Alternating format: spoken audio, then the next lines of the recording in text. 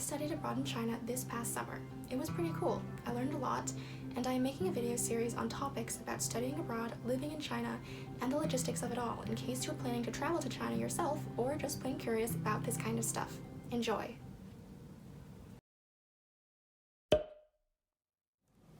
Hello everyone, my name is Mallory, and today I'm going to be talking about using phones and SIM cards while in China. I was in China for a little over 2 months and decided to get an international data plan for my American phone. This gave me a specific number of minutes for calling, a specific number of text messages, as well as I got half a gigabyte of data per month that I could use internationally. Because the hotel Wi-Fi in China was kind of weak and sometimes it was just really hard getting onto VPN using the dorm Wi-Fi when we were in Qingdao at our university, I did have to rely on using my international data on occasion in order to check email or get in contact with people back home. 2 other students in my study abroad group also got various forms of international data plans. One girl had an unlimited data plan. I'm not sure of the actual specifics of that plan, but she seemed to, for the most part, be able to use data internationally without much trouble. One of the guys in our group got the pay-per-day type of data plan, where if you use any data that day, you have 24 hours or until that day is over to use as much data as you want for only $10 for that full day of usage. That is pretty cost effective, I think, if you don't use data most days, and then you can use as much as you want once you kind of unlock data for that day.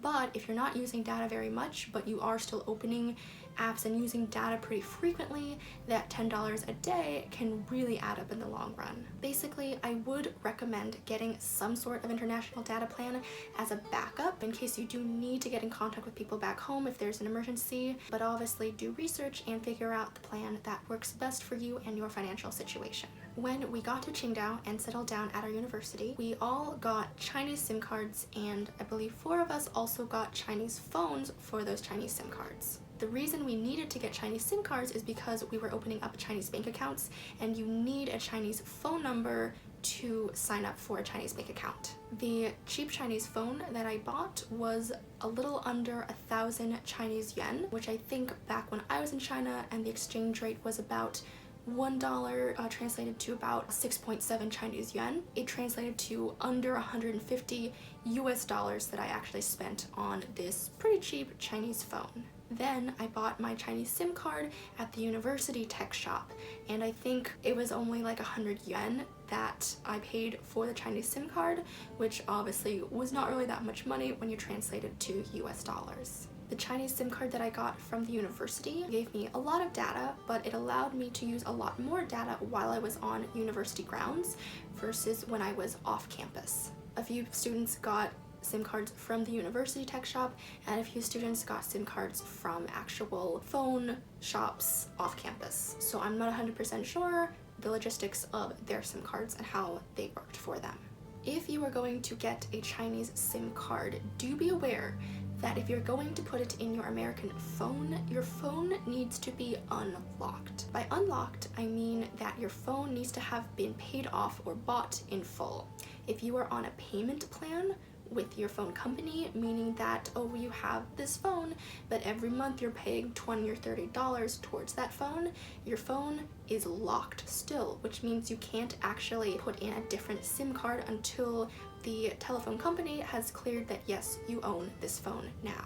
One of the students who ended up getting a Chinese phone was going to just buy a SIM card and put it into her American phone, but then realized that she couldn't do this because her American phone was still locked. Some American phones also have 2 slots, so therefore you can put 2 SIM cards in them. Do be aware that when you switch out your American SIM card for your Chinese SIM card, you no longer have access to that American phone number, so people can't reach you anymore via regular text or calling. Everything will have to go through an app. For me, because I got a scholarship, I wanted to keep my American phone number open, also because if there was any type of emergency, I could still contact home. Therefore, for me, I decided to buy a Chinese phone just to have 2 phones. Yeah, it kind of was annoying to have to bring them around together all of the time, and I never really checked my Chinese phone because I had my WeChat on my American phone, so I really only used my Chinese phone for Alipay. I still liked having 2 phones because even though I came home with a Chinese phone that I can't use, if I ever go back to China, I have a Chinese phone already that I can just buy a new SIM card for. Do be aware that no matter what you're doing in terms of phones over in China, make sure to download a VPN onto your American phone before going to China. That way, even with a Chinese SIM card, which gives you a Chinese phone number, you can still use all of your American apps. I am no expert in phones and SIM cards and technology. This was just my experience, but if you do have any questions, definitely feel free to leave them in the comment section below. That's all I have for this video, which is part of my Benjamin A. Gilman Scholarship Follow-On Service Project, since I did receive a scholarship that helped me afford studying abroad this past summer. If you are a university student and are interested in studying abroad, I recommend applying for a Gilman Scholarship to potentially help you afford studying abroad. I will leave a link to their website in the description box below. That's the end of this video, so if you liked it, please give it a big thumbs up and share it wherever you see fit. And if you would like to continue seeing more videos from me in the future, just hit that subscribe button. Thanks for watching. I will see you all in the next video, so in the meantime, stay fabulous.